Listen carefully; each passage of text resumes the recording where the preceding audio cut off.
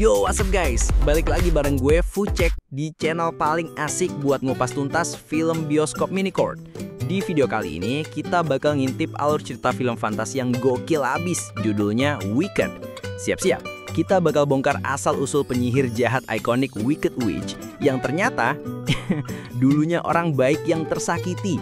Nah, sebelum kita terjun ke ceritanya, gue mau ingetin dulu ya, gengs. Konten ini isinya full spoiler garis keras.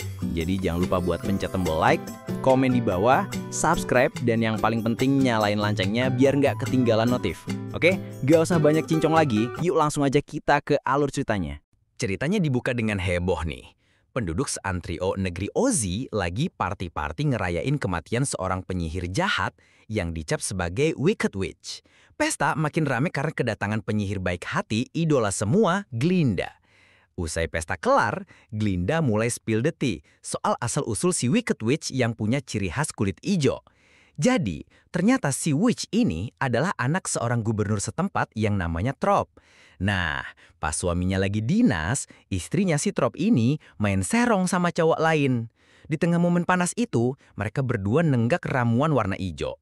Waktu pun berlalu, sampai akhirnya istri Trop ngelahirin bayi cewek yang dikasih nama Elphaba. Dan yang bikin kaget nih ya, Elphaba ini lahir dengan kulit ijo dan punya kekuatan telekinesis. Si Trop jelas nggak tahu kalau Elphaba itu hasil dari hubungan gelap istrinya.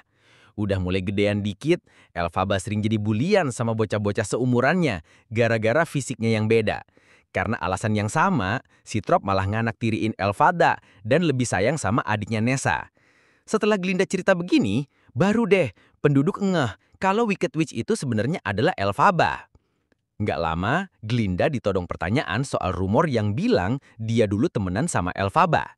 Dari sinilah, Glinda akhirnya flashback ke masa lalunya. Jadi, dulu Glinda itu cewek tajir yang kuliah di University Shiz.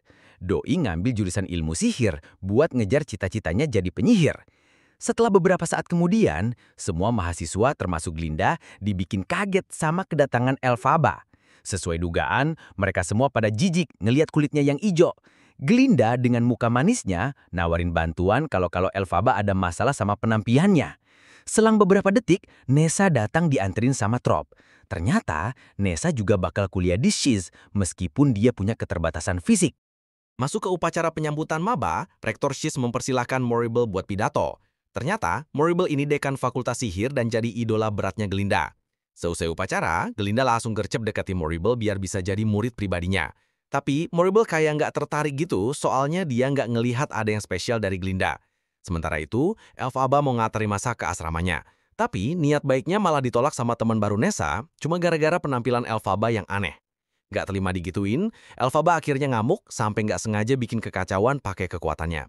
Sejak kejadian ini, Nessa jadi malu punya kakak kayak Elphaba dan mahasiswa lain otong ngejauhin dia. Gak lama kemudian, Morrible malah nyuruh Glinda buat sekamar sama Elphaba. Ternyata Morrible mau jadiin Elphaba murid pribadinya karena terkesan sama kekuatannya. Dengar ini, Glinda jelas kecewa berat.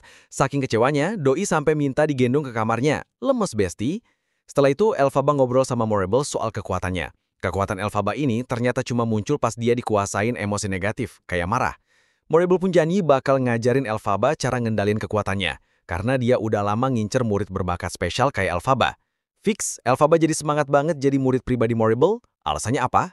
Ini bisa jadi tiket emas buat ketemu penyihir sakti bernama Wizard yang dia harapin bisa ngubah warna kulitnya. Beberapa saat kemudian, Elphaba akhirnya nyampe di kamar asrama yang bakal dia tempatin bareng Glinda.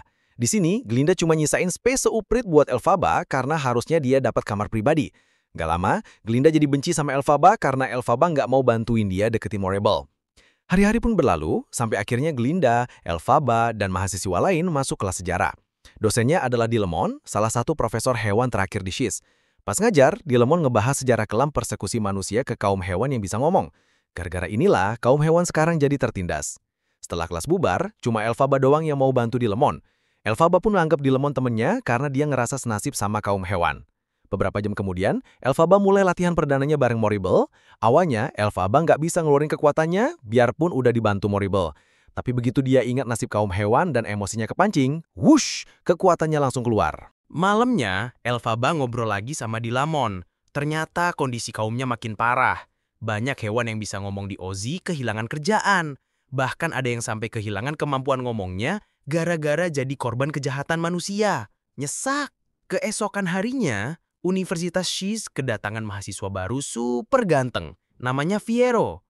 Dengan pesonanya, Fiero sukses bikin cewek-cewek kelepak-kelepak. Plus, dia juga disegani karena statusnya sebagai pangeran dari Wing, negeri tetangga Ozzy. Glinda langsung satset-satset ngajak Fiero keliling kampus. Modusnya sih biar Fiero kenal kampus baru, padahal diam-diam deketin Fiero karena udah naksir pada pandangan pertama. Di perpus, Fiero nunjukin kalau dia orangnya asik banget. Banyak mahasiswa setuju sama rencananya buat ngadain pesta dansa nanti malam. Nggak lama, ada mahasiswa namanya Bok, ngajak Glinda jadi pasangan dansanya. Si Bok ini diam-diam naksir Glinda, tapi Glinda malah nyuruh Bok buat dansa sama Nessa. Alasannya sih kasihan lihat kondisi adiknya Elphaba itu. Padahal ini semua taktik Glinda, biar dia bisa dansa sama Fiero. Cerdik! Beberapa menit kemudian, Nessa ngasih tahu Elphaba soal kebaikan Glinda. Tapi Elphaba nanggepinnya biasa aja, soalnya udah hafal. Glinda itu suka punya udang di balik batu. Waktu pun berlalu, Glinda mulai dandan buat pesta. Di tengah momen itu, temennya nggak sengaja nemu topi hitam. Ternyata, itu topi buatan neneknya Glinda yang nggak dia suka karena desainnya jelek. Glinda dapat ide. Dia ngasih topi itu ke Elphaba dengan alasan biar Elphaba tampil kece di pesta. Beberapa saat setelahnya, Fiero dan para mahasiswa akhirnya party di dekat kampus. Tiba-tiba, Morrible datang buat nyampein info penting ke Glinda. Jadi, sebelum pesta, Elphaba ternyata minta Morrible buat ngajak Glinda masuk ke seminar sihirnya. Morrible terpaksa setuju, karena Elphaba ngancem bakal cabut dari kampus kalau permintaannya ditolak. Setelah ngasih tongkat sihir, Morrible nyuruh Glinda buat makasih ke Elphaba. Glinda jelas bingung, kok Elphaba bisa sebaik itu? Padahal dia ngerasa nggak pernah baik ke Elphaba. Kemungkinan besar, ini balas budi Elphaba buat kebaikan Glinda ke Nessa, plus buat topi hitam yang dia kasih. Di pesta, Elphaba datang dan langsung jadi bahan ketawaan karena pakai topi yang kelihatan konyol banget. Ngeliat itu, Glinda ngerasa bersalah banget sama semua kelakuan jahatnya ke Elphaba. Sebagai penebusan dosa dan rasa terima kasih, Glinda akhirnya milih buat dansa sama Elphaba. Momen ini bikin Elphaba terharu. Dia nggak nyangka bakal dapat perlakuan sehangat itu dari Glinda. Seusai pesta, Elphaba dan Glinda akhirnya mutusin jadi bestie. Mereka saling bongkar rahasia. Glinda ngaku pengen nikah sama Fiero. Di sisi lain, Elphaba punya rahasia kelam soal ibu dan adiknya.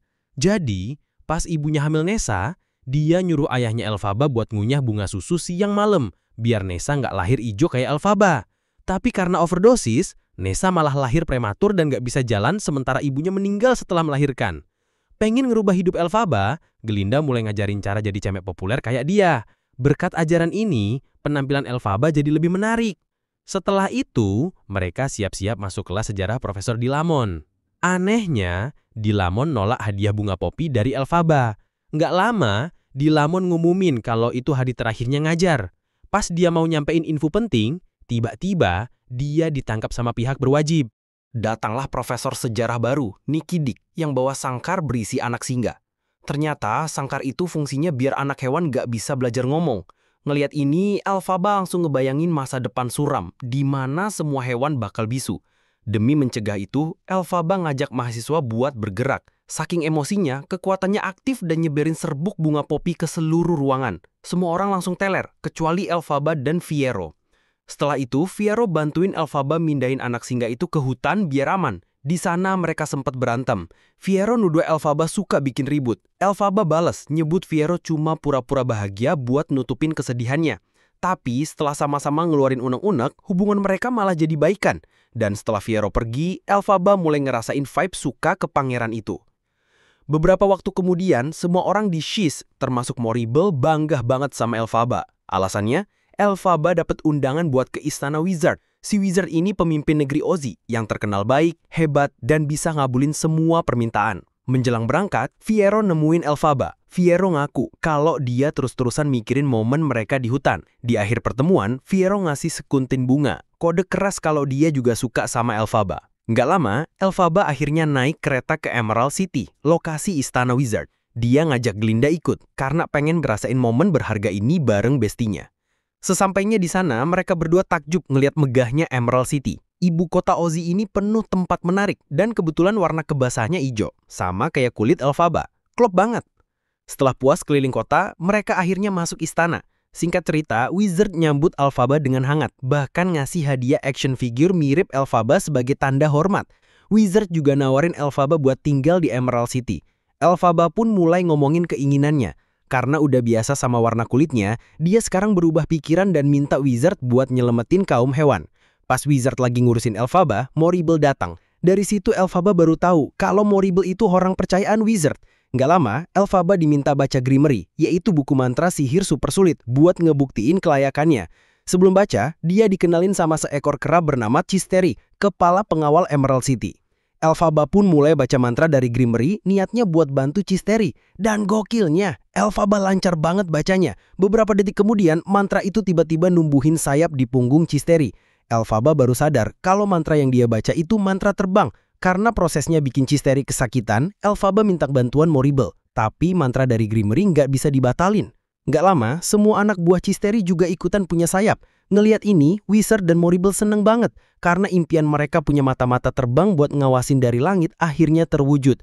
Pas Elphaba protes, Wizard ngeles kalau mata-mata itu tugasnya buat ngelaporin pemberontakan hewan demi keamanan Ozzy. Tapi Elphaba nggak percaya, dia mulai bisa nyium bau-bau kebohongan. Dari sinilah terungkap fakta mengejutkan. Wizard adalah dalang di balik persekusi kaum hewan. Belum cukup, Elphaba juga berhasil ngebongkar kalau Wizard itu nggak punya kekuatan sihir sama sekali dan nggak bisa baca Grimoire.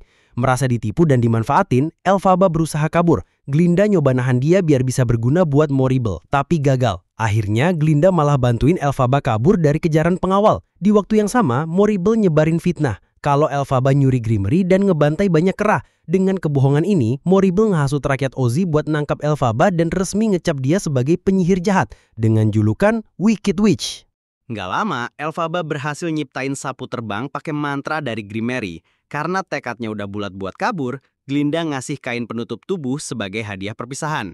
Elphaba dan Glinda pun pisah baik-baik, berharap satu sama lain bahagia dengan pilihan masing-masing. Saat mulai kabur, Elphaba berhasil ngebangkitin kekuatan sapu terbangnya. Setelah ngalahin pasukan kera terbang, Elphaba matiin listrik Emerald City sebagai peringatan. Jangan ada yang macam-macam sama dia. Elphaba akhirnya terbang menuju wilayah barat Ozzy dengan keyakinan penuh dia bisa ngatasin rintangan apapun di kehidupan barunya. Dan filmnya pun selesai di situ. Gila kan ceritanya? Nyesek tapi juga keren banget. Jadi itu dia gengs, keseluruhan alur cerita film Wicked yang rilis tahun 2024. Perjalanan Elphaba emang penuh lika-liku ya. Makasih banyak udah nonton sampai habis di Bioskop Minicourt.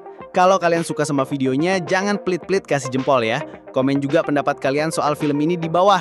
Dan yang paling krusial, jangan lupa subscribe dan aktifin loncengnya biar kita bisa ngedongeng bareng lagi di alur cerita berikutnya.